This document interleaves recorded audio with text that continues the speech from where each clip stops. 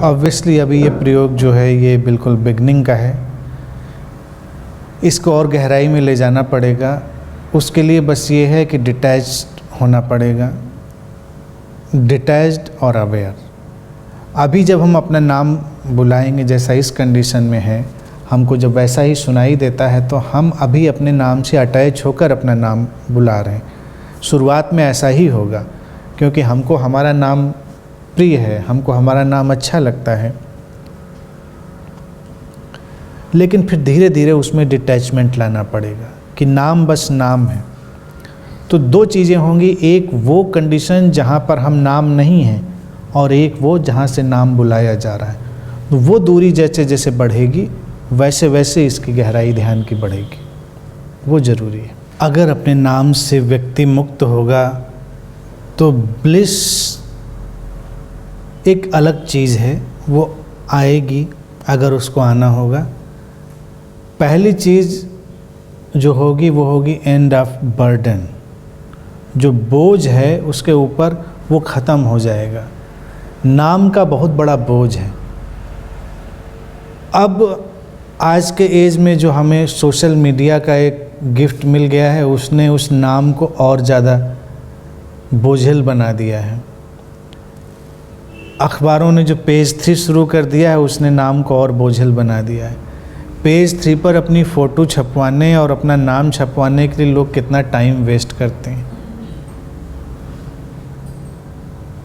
बेकार की पार्टियों में जाते हैं, टाइम वेस्ट करते हैं, अपनी फ़ोटो छपवाते हैं, उसके नीचे नाम पढ़कर बहुत खुश होते हैं और अखबार 12 घंटे के अंदर रद्दी में चला जाता है। फ़ोटो छपने वाले सोचते हैं कि शायद कुछ बहुत बड़ा काम हो गया, लेकिन उससे उनको क्या पर्सनल कंटेंटमेंट और पर्सनल हैप्पीनेस मिली? सबसे बड़ा सवाल यही है।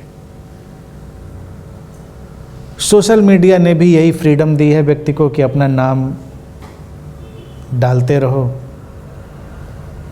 टेढ़े टेढ़े मुंह बनाकर सेल्फी डालते रहो, then you get the disease of selfitis. Selfitis से आप पीड़ित हो जाएं।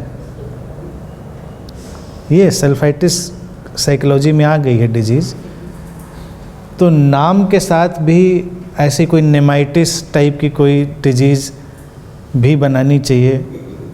सेल्फाइटिस हो गई तो नेमाइटिस तो दवा जैसा ज़्यादा लग रहा है, बीमारी जैसा कम, क्योंकि वो उससे जब मुक्त होगा व्यक्ति तो बड़ी रिलीफ, बड़ी रिलीज महसूस होगी व्यक्ति को, बहुत रिलैक्स फील करेगा। सबके ऊपर अपने नाम को रोशन करने का और बड़ा करने का इतना दबाव है, और ये सब जो उपाय अभी मैंने पेज 3 से लेकर सोशल मीडिया, ये आजकल व्यक्ति को स्यूडो इम्प्रेशन देने के हैं कि हमने हाँ कुछ बड़ा नाम कर डाला। नाम किसी का कुछ नहीं हो रहा है। जिनका हुआ था उनका भी नहीं हुआ, और हुआ भी तो उनके ऊपर क्या फ़र्क पड़ा? सवाल तो खोजने का ये है कि उनकी व्यक्तिगत ज़िंदगी में क्या फ़र्क पड़ा। तो साइकोलॉजिकल डेथ जो है वो बेसिकली मेमोरी से ही फ्री होना है। हम मेमोरी के वर्ल्ड में ही जी रहे हैं। तो वैसे तो मेमोरी से फ्री होने के बहुत सारे रास्ते खोजे जा सकते हैं, उपाय खोजे जा सकते हैं फंडामेंटली, लेकिन जब इस विधि पर हम लोग चर्चा कर रहे हैं तो इस पर बात करना ज़्यादा आसान है, क्योंकि अपने नाम से ही मुक्त होकर व्यक्ति बहुत सारी मेमोरी से एकदम से मुक्त हो सकता है, क्योंकि बहुत बड़ा हिस्सा व्यक्ति की मेमोरी का उसके नाम से ही जुड़ा हुआ है, उसके नाम की ज़मीन पर ही खड़ा हुआ है। तो अगर उसके नाम को हटाया जाए तो वो साइकोलॉजिकल डेथ हो सकती है। और एम्प्टी स्पेस जिसको कहते हैं, एम्प्टी स्पेस में एंट्री या उसी नेमलेस डोमेन में या उस नॉन फिजिकल अपार्थिव अलौकिक आयाम में प्रवेश उससे संभव है। जैसे अब ये तो जो नाम है काम चलाओ उनकी बात, थोड़ा सा और अगर एक कदम आगे बढ़ाएं तो एक तो ये प्रॉब्लम विदन, लेकिन फिर नाम ही तो पूरी ज़िंदगी हमारी बनी हुई है। हम अपने संबंधों में भी एक पर्टिकुलर नाम दे देते हैं। हर संबंध का एक खास नाम है और फिर उस संबंध को हम उस नाम से ही देखते हैं। इससे क्या होता है कि हमारी एक कंडीशन्ड आदत बन जाती है उस व्यक्ति को एक खास फ्रेम में देखने की, बड़ा उसको सीमित बना देने की। तो उसकी मिस्ट्री, उसके एनिग्मा और उसकी जो अलौकिक चीज़ है उससे हम चूक जाते हैं। हम किसी व्यक्ति को कभी ऐसे देखते ही नहीं कि वो इससे ज़्यादा भी है, मोर देन दिस। जितना हम उसको देख रहे हैं उतना वो नहीं है। कितने भी नज़दीक से नज़दीक संबंध में हो, क्लोज से क्लोज संबंध में व्यक्ति हो, लेकिन फिर भी कोई किसी के अंतरतम तक नहीं जा सकता, क्योंकि हर व्यक्ति अपने आप में एक रहस्य है। हम थोड़ी दूर तक जा सकते हैं लेकिन ज़्यादा दूर नहीं। लेकिन जब हम उसको किसी रिश्ते के नाम में बांध देते हैं तो हम देखने की कोशिश ही नहीं करते उस रहस्य को, और फिर हम उस चार्म से वंचित हो जाते हैं, उसके आनंद से भी वंचित हो जाते हैं। तो अगर हम किसी रिश्ते को भी उपयोगी है, काम चलाओ, बस उतना ही नाम दें, और कभी कभी उस व्यक्ति को बिना उस रिश्ते के नाम के भी देखें कि ये बस है, इसका होना ही अपने आप में कितना मिरेकलस है, तो वो हमको उस एम्प्टी स्पेस में धक्का देगा जहाँ पर उस नेमलेस कॉन्शियसनेस से हमारा इनकाउंटर होगा। और वो एक तरह की साइकोलॉजिकल डेथ भी है, but it is a beautiful death.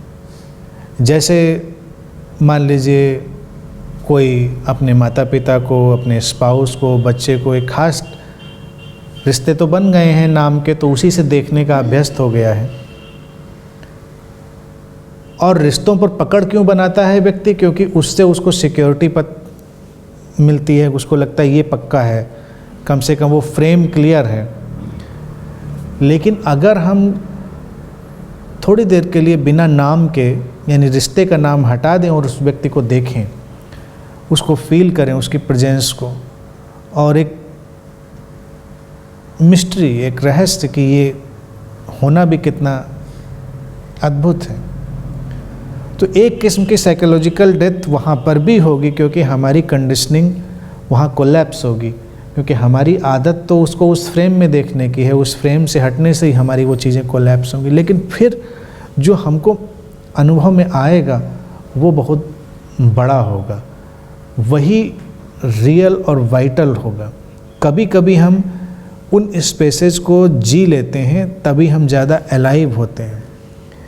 वही संबंध भी सबसे ज़्यादा अलाइव होते हैं जहाँ पर ऐसे एम्प्टी स्पेस होते हैं, जहाँ पर व्यक्ति कभी कभी उस नेमलेस को, उस अनाम को जी पाता है।